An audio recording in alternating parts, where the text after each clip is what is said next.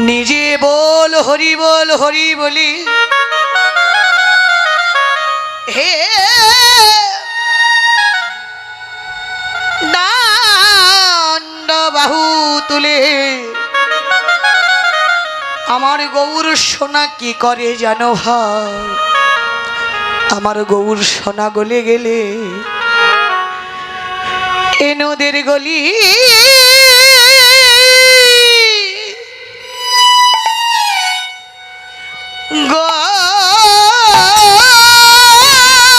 গলি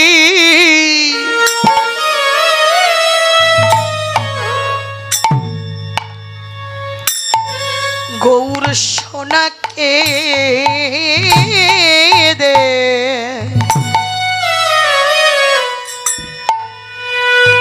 কে দেবে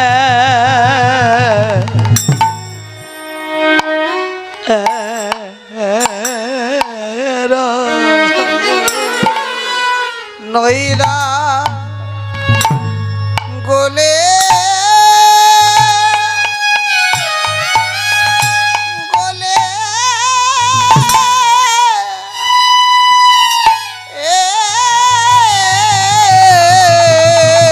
হরি বল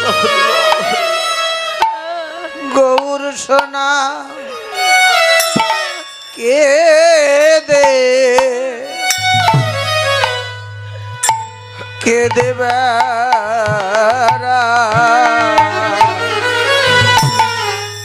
এই নদীর গলি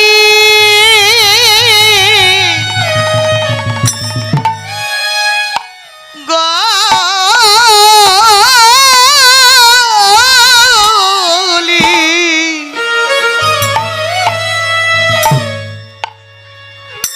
গৌর সোনাকে দে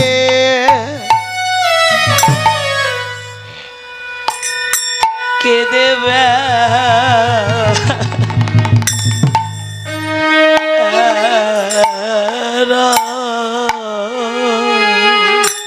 নইদারে গোলে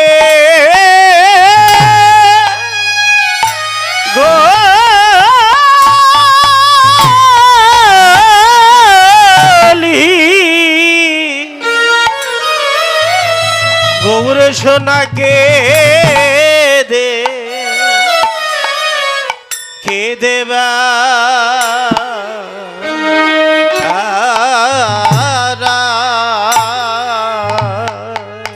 এই ভক্তির সঙ্গে প্রেমী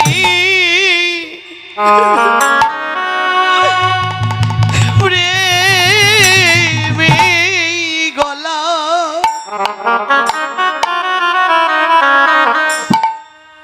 প্রেমী গলা গলি দিবা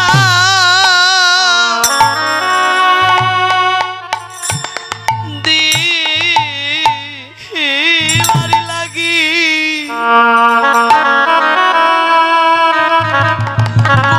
সোনা নদীর গলি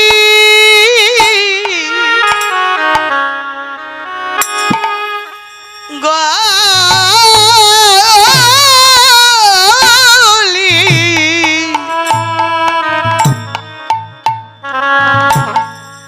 গৌর সোনাকে দে কে দেবে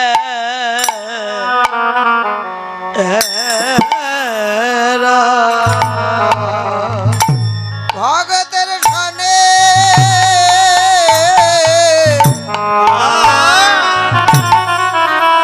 গলা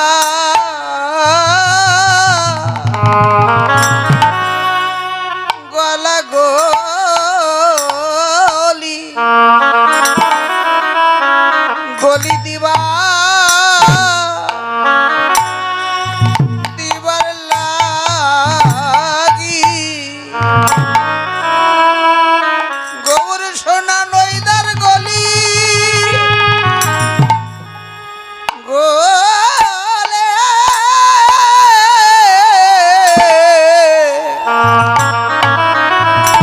কে দে কে দেবা ভগতের সনে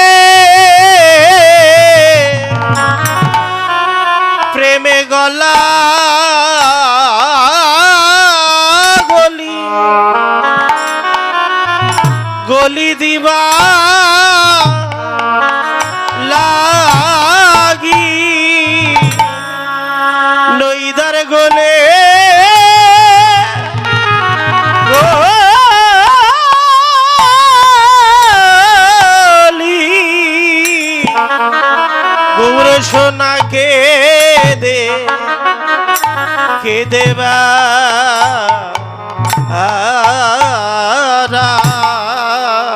ভক্তির শনে প্রেমে গলা গলি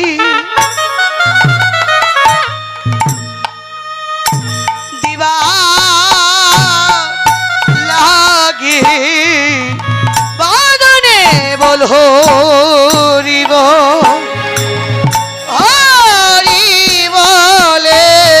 গলা গলি দিবার লাগে ওরে বল হরি বল হরি বলে গলা গলি দিবার লাগে নয়ে দার গোলে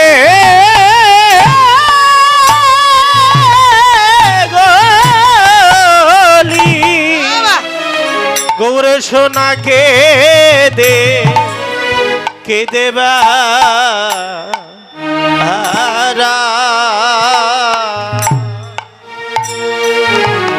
জগতের সোনা আর গৌর সোনার হলেন এটাই পার্থক্য। জগতের সোনা স্বর্ণকর যে পাত্রে রাখবে ওই পাত্রেই অবস্থান করে থাকে, আর আমার গৌর সোনা যদি একবার গলে যায় তাহলে এক পাত্রে থাকে না, এক পাত্র থেকে আরেক পাত্রে এরকম করে নদী আর গলি গলি গৌর সোনায় আমার হরি বলে কেঁদে বেড়ায়। তিনি যে কৃপা সাগর, নদিয়ায় বড় কৃপা নিয়ে এসেছেন। এমন সেই অপূর্ব রূপের মূরতি, সুমধুর হাস্যথর, হরি বল অর্থাৎ মধুর হইতে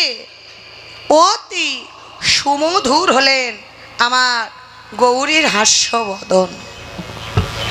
দর্শনে মনে হলো বদন তো নয়, যেন এক অমৃতের ভাণ্ড, অমৃত স্বরূপ গৌরীর হাসিটুকু জগতের বুকে এমন ভাবে ঢেলে দিয়েছে দিবার মতো যেন আর কিছু বাকি রাখেনি, সবটুকু হাসি জগতের বুকে ঢেলে দিয়েছে। সেই হাস্যবদন নয়নে দর্শন করে জগৎ জন নয়নে আনন্দ।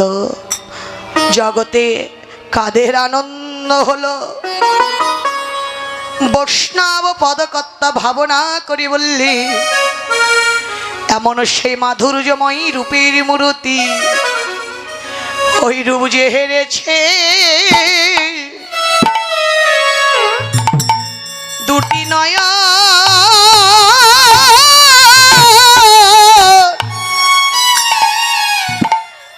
নয়ন কোণে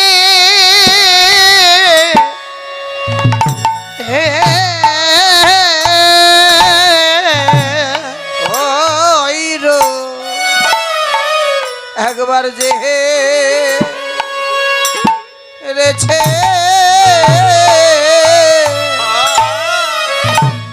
দুটি নয়ন,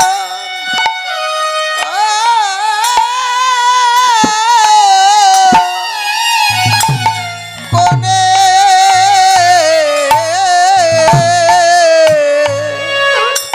গৌর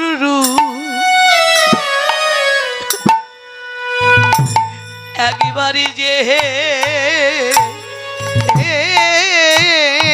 হেরেছে দুটি নয়ন,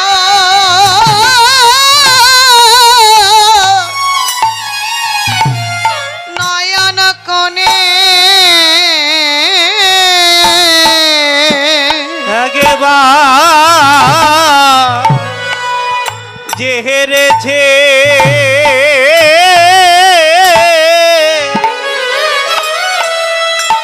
দুই নয়ন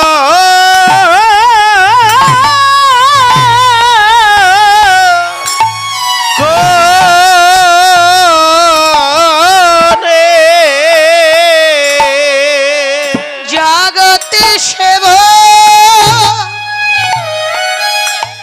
সে ভোলে না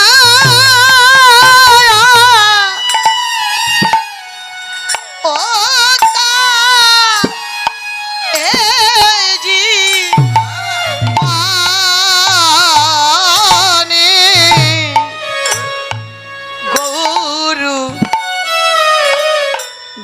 জগতে যে হেরেছে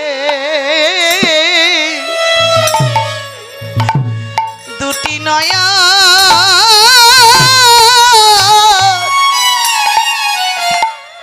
কোনে সেবা সে বলে না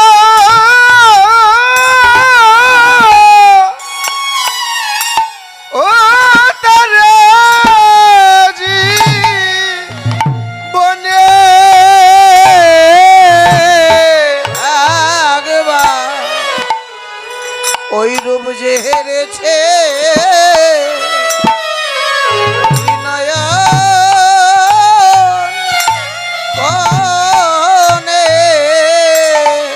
সেই ভক্ত এই নদের পথে পথে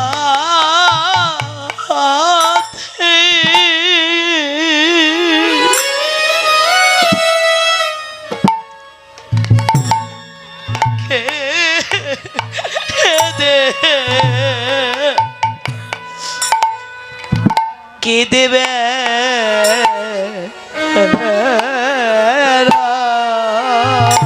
সেই ভক্ত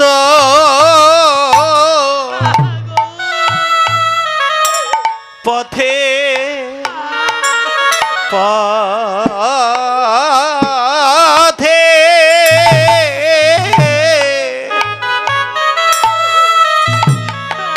তারা কেঁদে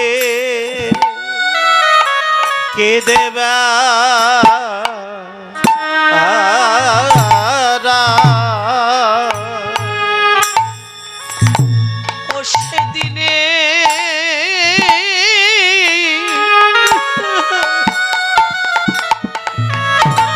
দিনে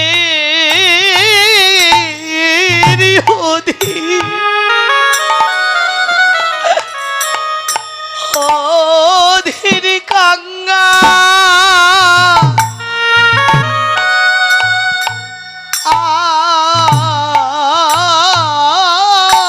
আল হয়ে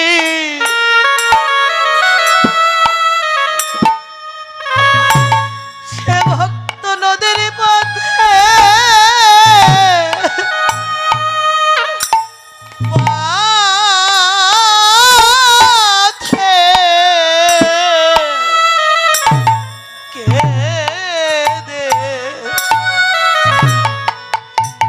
কে দেবে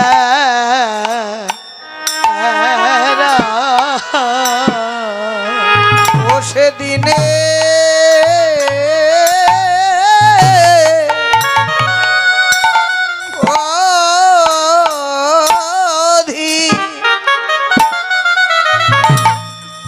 অধীন গঙ্গা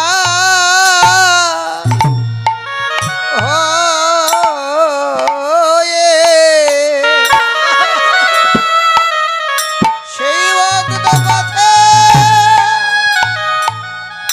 পথে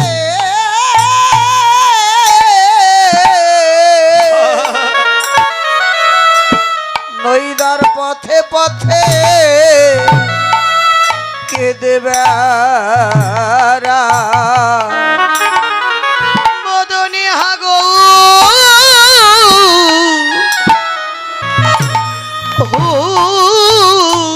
ওর কৃপা কর বলে তাদের এই মায়ার ঘরা ভালো লাগে না কৃপা কর বলে মায়ার ঘরার ভালো লাগে না অগর কৃপা কর বলে পথে পথে কে দে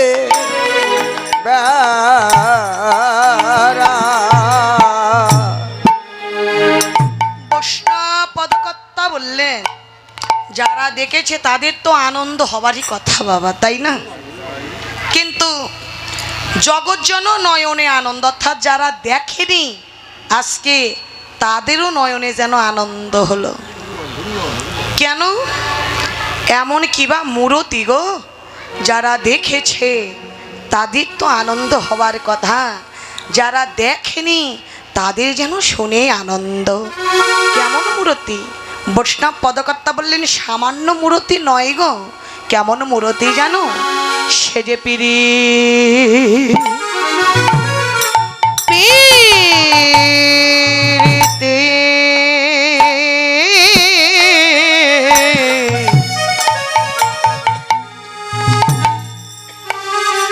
মোরতে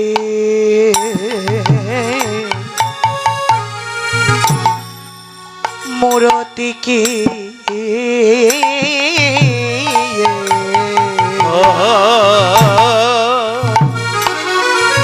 প্রীতি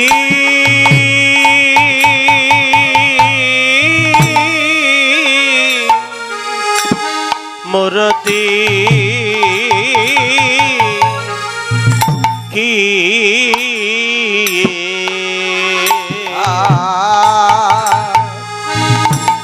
রূপসা রূপধর রে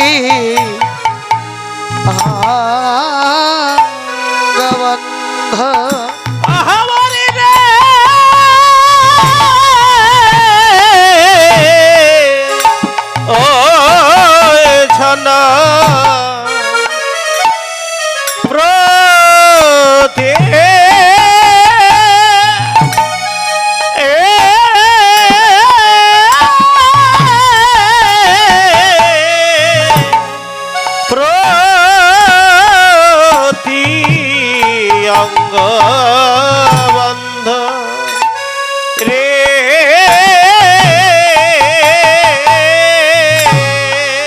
তোমরা দেখে যাও, দেখে যাও, ও এসে দেখে যাও, দেখে যাও,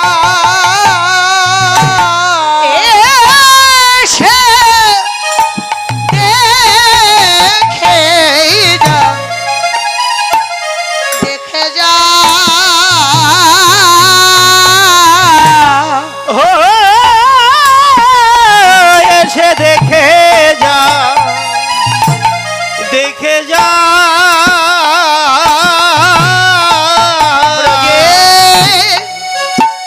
মহাভাবে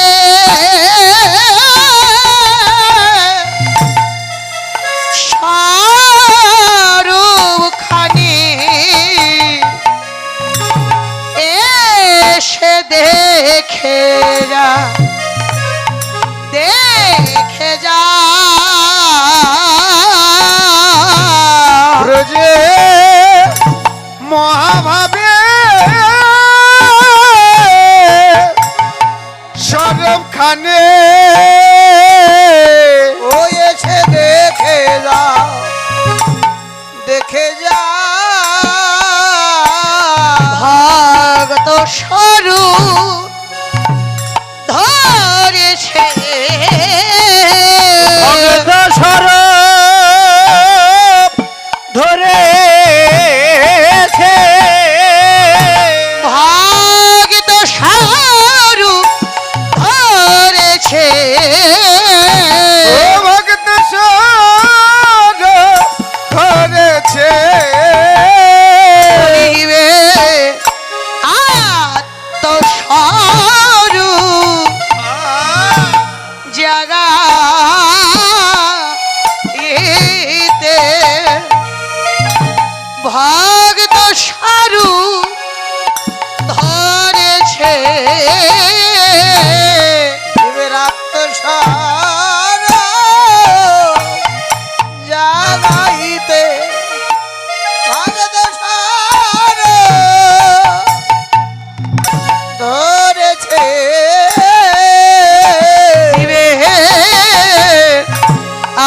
স্বরূপ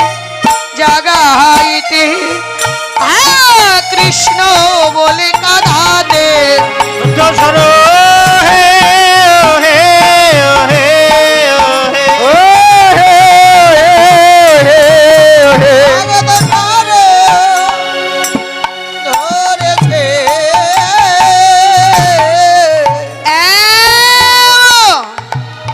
সেই অপূর্ব রূপীর মা ধরিমা গৌর যেন পীড়িতির মূরতি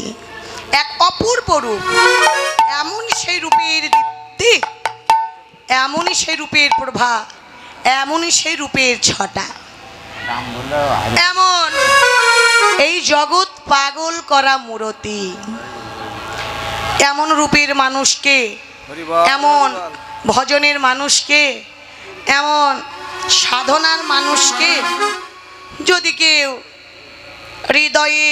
আস্বাদন করতে চায় বাবা যদি এই রূপের মানুষকে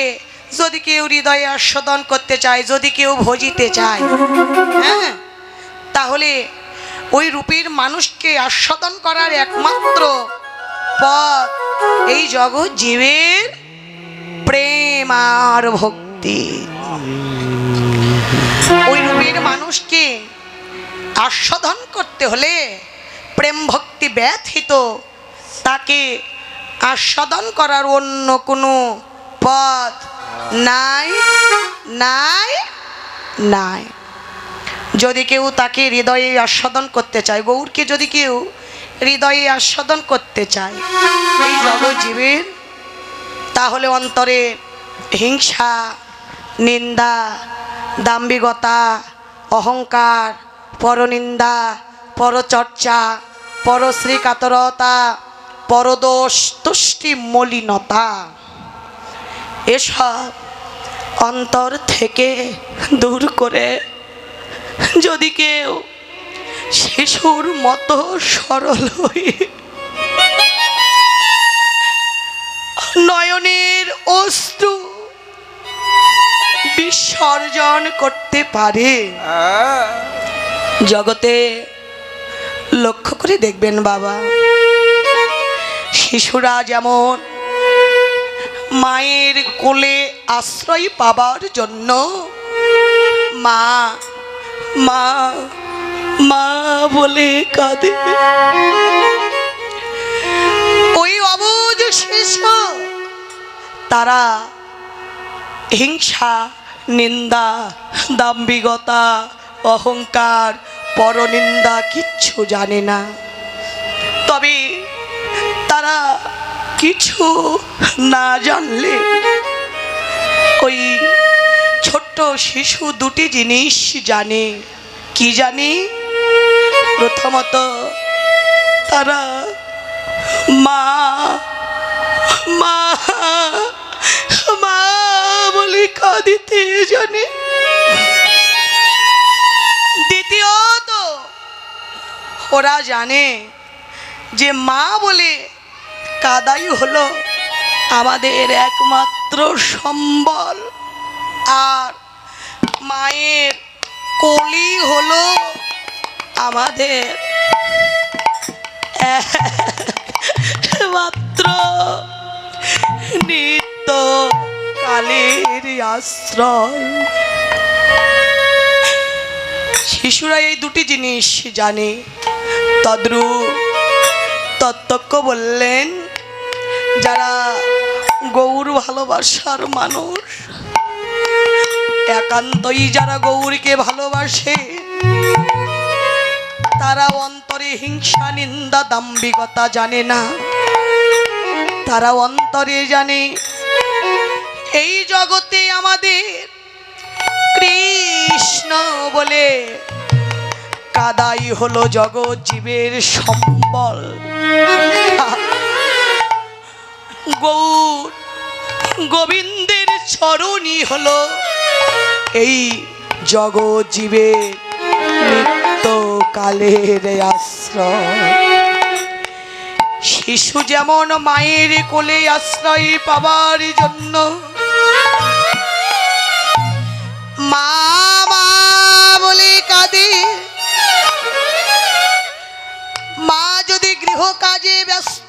থাকে, সন্তানের ক্রন্দনের ধ্বনি একবারে যদি মায়ের করণে পড়ে, মা ছুটে এসে